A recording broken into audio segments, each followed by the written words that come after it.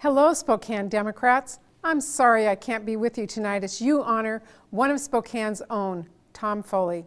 I want to take a minute to thank your party chair, Jim Casterlong, the chair of this great event, Mary Wissick, and everyone else who's worked so hard to make tonight happen.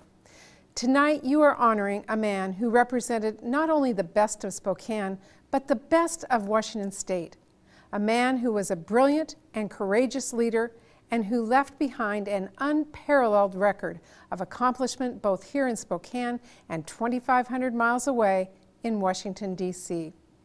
I'll never forget how when I was first elected to Congress and Tom was serving as Speaker of the House, he went out of his way to welcome me to that other Washington, not because he had to, but just because I was from Washington State and so was he. I will also remember the incredible example he set as a tireless public servant for our state. He was an inspiration to all of us, a statesman in the truest sense of the word, but you simply can't talk about Tom's life and accomplishments without talking about his wife and partner of over 45 years, Heather. Heather was not just her husband's chief of staff, she was so much more. Everything he stood for and achieved, they did together. My friend Senator Cantwell said, every sailboat needs a rudder. For the Foley team, Heather was that rudder. I couldn't agree with her more. I'm so grateful to know Heather and to call her a friend, and it is truly my honor tonight to join with all of you in welcoming to the stage a true champion for our state, Heather Foley.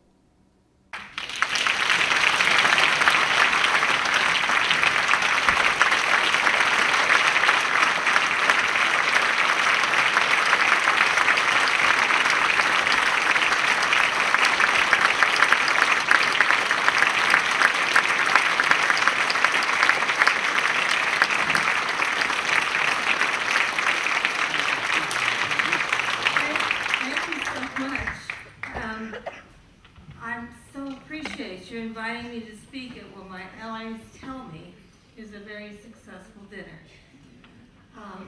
Ladies and gentlemen, Jim Casterlong, Senator Murray in absentia, all of you elected officials, and all of those you hope to be elected, and I hope you are, and all the various sponsors who probably made this dinner possible, or I should say they did make it possible.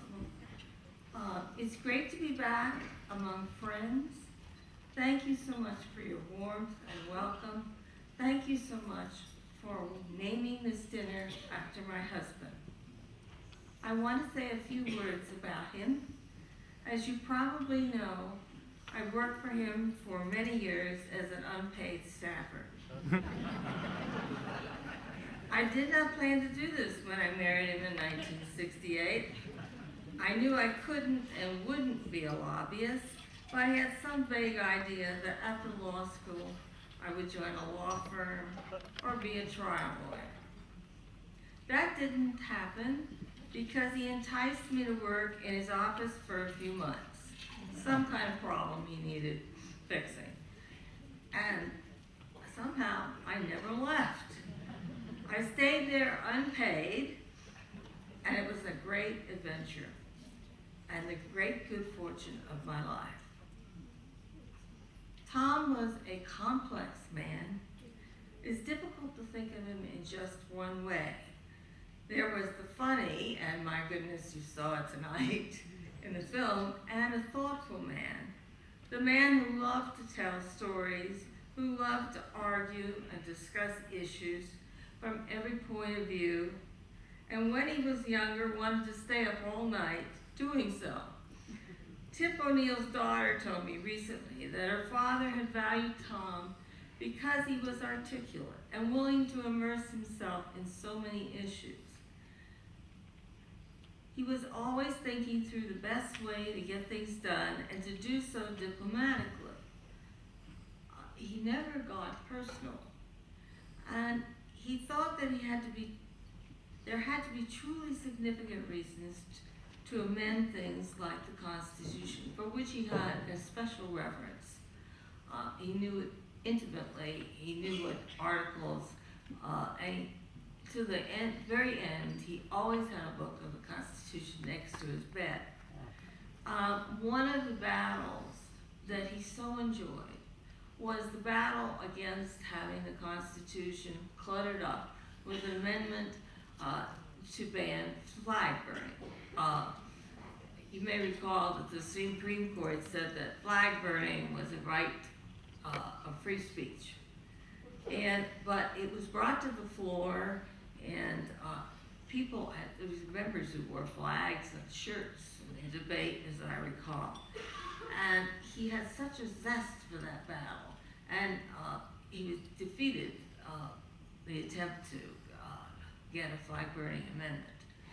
I should say that even today, I was just astounded that the Republicans in the House still propose this amendment on the floor and still pass it. It's just amazing. But what can I say? Tom had many passions, and I think that the most important issue was his strong belief that the federal government must always try to balance the budget. This is a man who never balanced his budget at home. And towards the end of his career, he worked tirelessly to bring about fiscal constraint in the government. It seemed to me that the president's budget negotiators were always in our Capitol office trying to reach some kind of compromise, and eventually they did. We had several ones, and I think really they were the foundation for bringing the budget to order, in addition to the measure that we passed when President Clinton first came to office. It was the foundation for us getting back in the blue. And unfortunately, when President George Bush, the second one, when he came in, he passed all these tax reduction measures, and the budget just went out of whack, you know. I don't think he was a great budget person. So interesting. So, I should tell you that there was another side of my husband. I think people in this room have seen it. And I want to say that this is a man who really lived at Huffman's every time he came to Spokane. He also, when he went to Tokyo, would go down to the Akihabara district, and he would always bring back some bargain piece of hi-fi equipment that we didn't need. But it was a good bargain. I am now trying to figure out what to do with all this equipment. I think I'm going to become very intimately involved with eBay and trying to sell it. Tom learned to travel. He loved to travel and learn more about different countries. He particularly found Japan and its ancient and complicated culture fascinating. He said before he died, I should say in Japan, he really got to know a lot of people, and one of the people he got to know was Akio Morita, who was head of Sony, and eventually, when Tom was ambassador, he was one of 4 people invited to speak in a hotel that had a symphony orchestra that played, and I think there was probably 3,000 or 4,000 people there.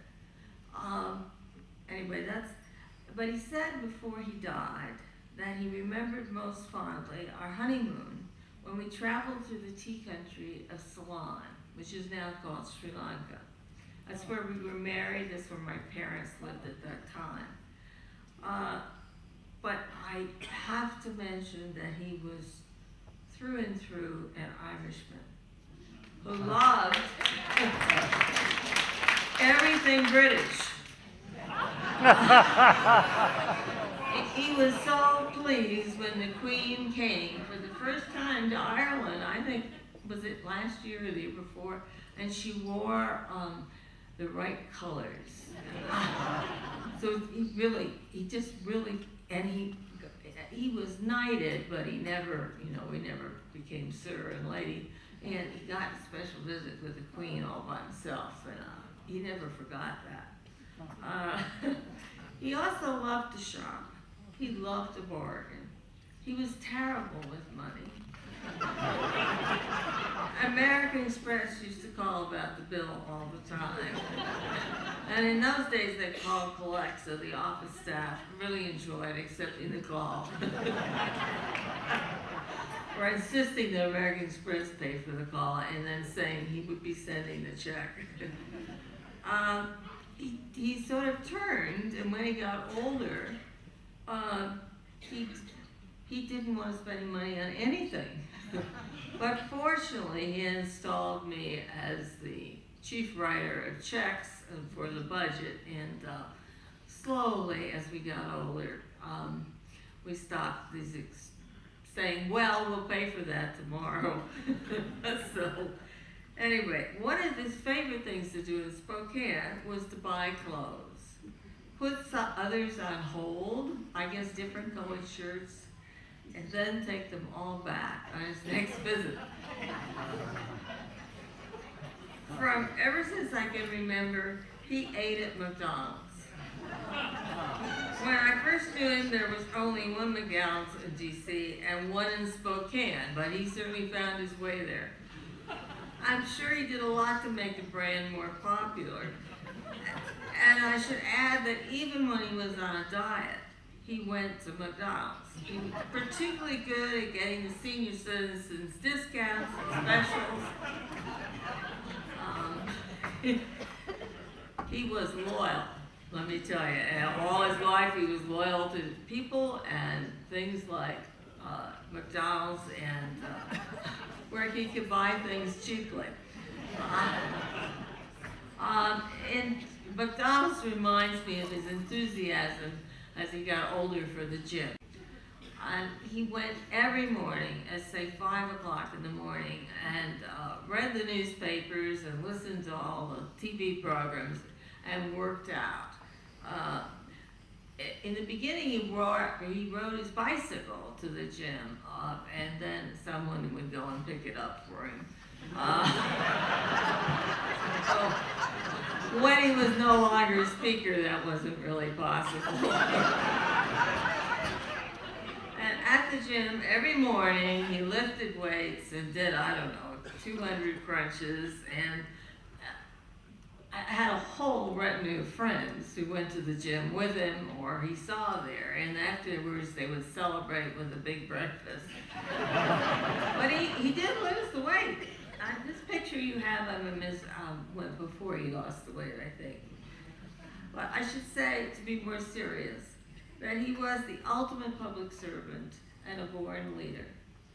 A friend of his since he was 16 told me that there was never any question that even as a teenager, when he met him, that he was going to have a political career in life, and that he would be a leader of men and women.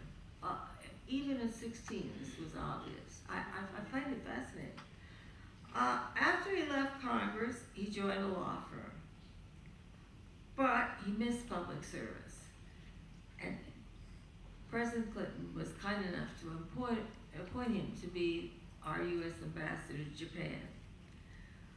I think he loved being ambassador. He went to every event he was invited to. He was the most sociable of men. And sometimes I thought he enjoyed it more than being speaker.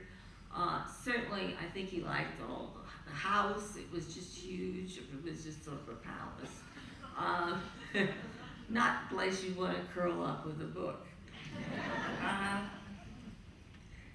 As they say, he was a very sociable man, unafraid to delegate as he got older, and always polite. He never spoke badly about anyone, even if you tried to get him to do it. He just wouldn't go there. Of course, one did not go lightly into his office if you were a staffer to ask for something like a raise. He could give you a look called the I hate you look by all of us staffers, which would make you think twice about bringing up subjects. I think it's fair that he say he could be intimidating. He would say to me, why am you bringing this problem in here? And I say, well, I don't know what to do about it. You've got to figure this out. it would be easy to say that Tom would have done better at reconciling the differences between our two parties today. I don't know how well he would have done, but I know he would have tried, and I think he would have been better able to reshape the substance of our disagreements. He would have been willing to sit down on the opposition's turf and find what issues they agreed upon. Years ago, when the Farm Bill was opposed by the majority of the House, and that was all kinds of people from cities, or the urban dwellers, it was much easier to pass it in the Senate because there are always farmers in every state, I think. Tom realized at the time that the only way he could pass a farm bill was to marry the food stamp programs and all those good nutrition programs with the farm bill. And particularly, this is when we were doing subsidies for wheat, corn, and cotton, which I don't think we grow out here. While food stamps had existed before then, it was not the big comprehensive program it is today.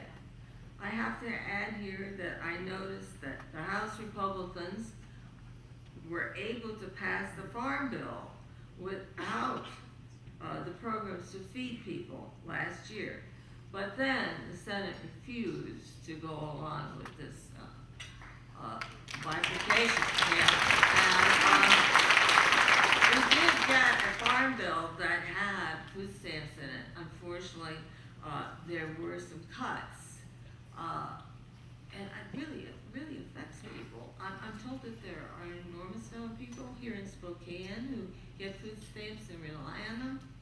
And I think with this big recession we've had, and which we're coming out of, hopefully, people who never thought that they would need food stamps were on the program. It's really been very helpful to a lot of people. I understand that Republicans sometimes, they do think that you don't try to get work and that you want to stay on these programs. And they even adopted a provision, which I doubt is in the present law that passed, that required recipients who, when they couldn't find a job, that they would at least do community service. It's an interesting concept. To understand how good Tom was at resolving policy differences between the parties, I turned to Mr. Michael's comments at Tom's memorial service in Washington, D.C. Mr. Michael talked about the fact that when Tom became Speaker, he suggested they meet in Michael's office, and then by turn that they would meet in his office. And that's sort of the way it went the whole time he was Speaker. Mr. Michael's an interesting character, a person. He's still not alive at 90, and he had an assistant who did all the talking, and he just sat there. It was fascinating. When he spoke in D.C., he said the following: "The meetings themselves were a rarity in Washington. House Speaker Carl Albert and Minority Leader Jerry Ford used to park themselves on a bench just off the floor and talk. But so far as I know, the regular meetings Tom and I had in our offices have not been repeated since." And that really is true, and it's so unfortunate. It may not seem appropriate that at a Democratic fundraiser, I would be quoting from the leader of the other party. But Mr. Michael's eulogy of Tom explains far better than I why Tom was able to lead us, all of us, through difficult times. Michael's words were heartfelt. He said, "Tom Foley's stewardship of the House was a reaffirmation of what the founding fathers intended. He was a partisan, but he was fair, intellectually honest, and decent. He was a master of legislative procedure and an excellent political strategist. His most important virtue, however, was his trustworthiness. His word was his bond. And in relationships between leaders, nothing is more important than trust. I think there's a real absence of that in Washington, D.C. It's so sad to see it. Really hard to get that kind of atmosphere back. I hate to quote from another Republican, but I do think it's important to remember that first we are Americans, and secondly we are Democrats. Although I always thought Tom's mother was born a Democrat first, and an American second.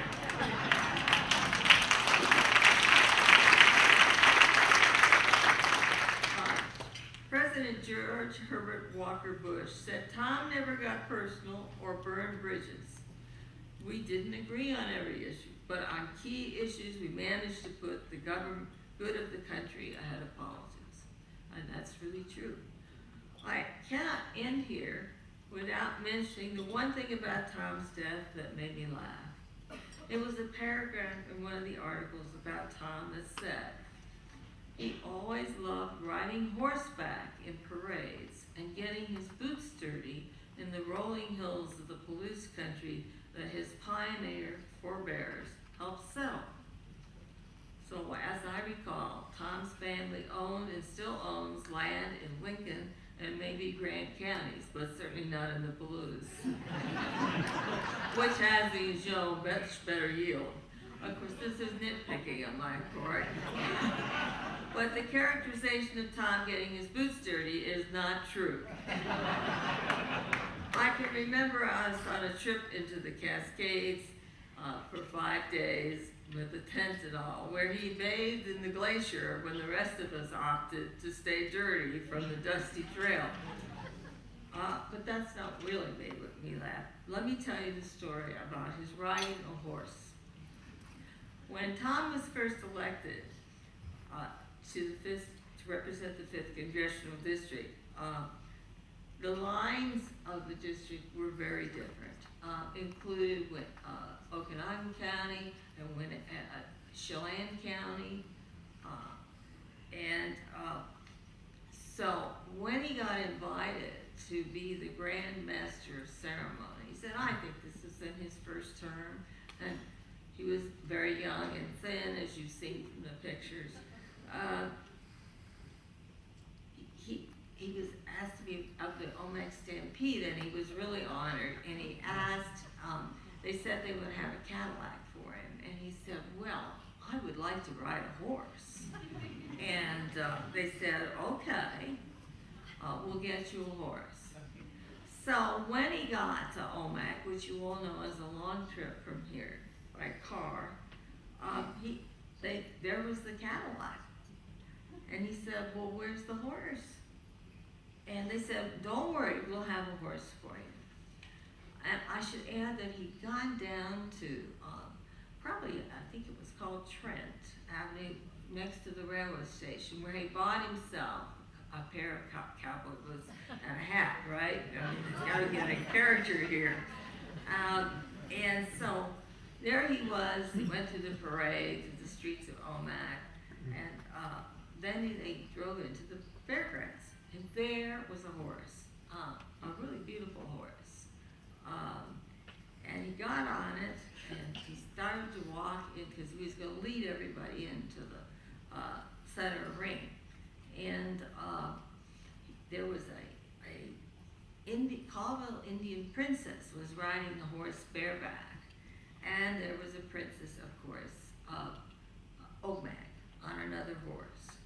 And suddenly they took off, and the Indian princess was doing trick things. She could jump on the ground and back on the horse, and she could ride on the horse with one leg, balanced. And she started to gallop around, and the other princess followed on her horse, and Tom was beginning to think that maybe this wasn't the smartest thing he'd ever done. But he was doing okay, and then he started to lose control of this horse. And I think he would have been okay if this group of men with spears, which he later called the Bengal Lancers. And I've been up there. They really do have it. They came in, cantering at full gallop, And here it is, the two princesses going gallop, and he loses control of his horse. I think he was very lucky he didn't fall off. And suddenly his horse is going the wrong way. They're going this way, he's going that way. So he finally got out of the ring, and as he left, the announcer said, "Well, folks, you know, you can see our Congressman Tom. He hasn't been wasting his time taking riding lessons."